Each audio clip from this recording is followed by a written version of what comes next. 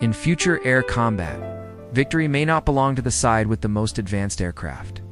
Instead, it may be claimed by the force that can deploy the most coordinated units at once. This shift from individual platform superiority to collective action is at the heart of an emerging doctrine, swarm warfare. Instead of relying on a few exquisite high-cost platforms, this new approach leverages mass, coordination, and autonomy to achieve tactical and strategic goals. It changes the fundamental economics and logic of how air power is applied. This video will analyze why aerial swarms are becoming a critical factor in modern military planning. It's moving beyond science fiction and into the realm of operational reality. We will explore the doctrine behind this technology, how it works, and what it means for the future of air superiority.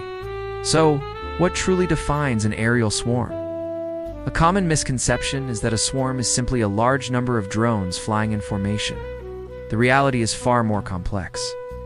A true swarm is a group of autonomous or semi-autonomous platforms that coordinate their actions, share information in real time, and adapt collectively to a changing environment.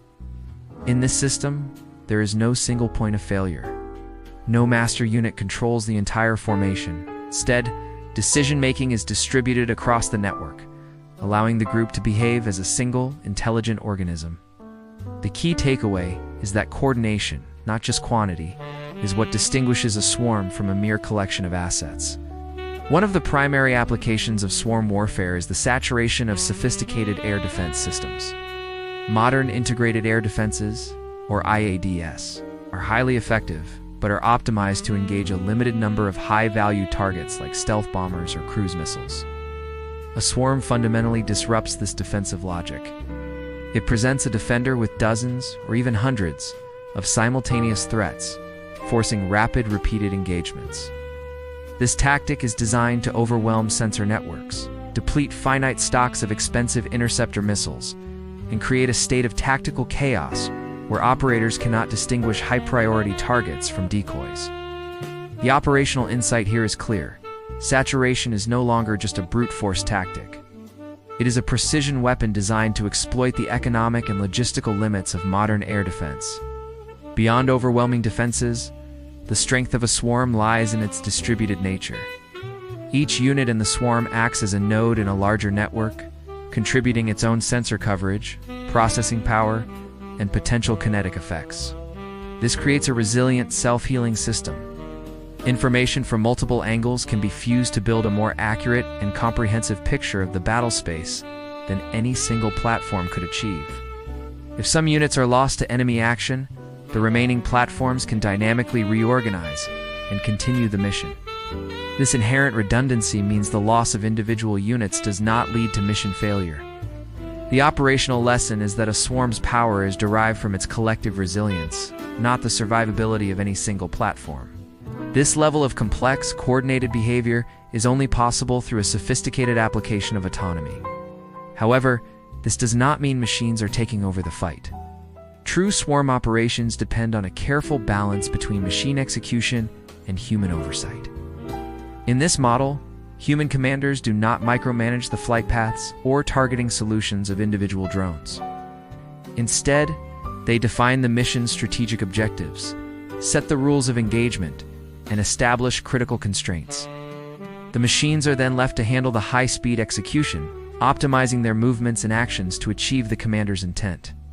This partnership leverages the strengths of both human strategic judgment and the inhuman speed of machine processing. The core principle is that humans command the intent while machines manage the motion. Despite their potential, swarms are not an unstoppable superweapon. They face significant limitations and are vulnerable to a new generation of countermeasures. The very network connectivity that gives a swarm its strength is also its greatest weakness. These systems are susceptible to electronic warfare, including sophisticated jamming that can disrupt communication between units and sever their connection to human operators. Advanced network interference and cyber attacks could be used to disable, confuse, or even take control of an opposing swarm. Consequently, militaries are actively developing dedicated counter-swarm tactics, from high-powered microwave weapons to their own defensive swarms. The important insight is that while swarms represent a powerful new capability, they exist within a constantly evolving tactical landscape, where every advantage invites a counter. In summary, Swarm warfare represents a fundamental shift in the principles of air combat. It reshapes the economic and tactical calculus, moving the advantage from platform quality to network coordination and from singular dominance to collective effect.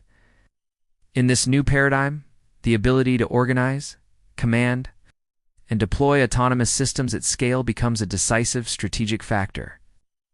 The contest for air superiority may soon be decided not by the most advanced fighter jet, but by the side that can field the best organized swarm.